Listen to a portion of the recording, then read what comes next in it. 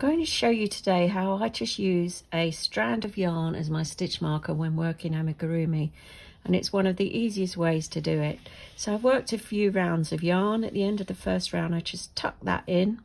Now I'm going to do my last repeat on this round, which is 2 double crochets UK, so that's a US single, 2 into the next stitch,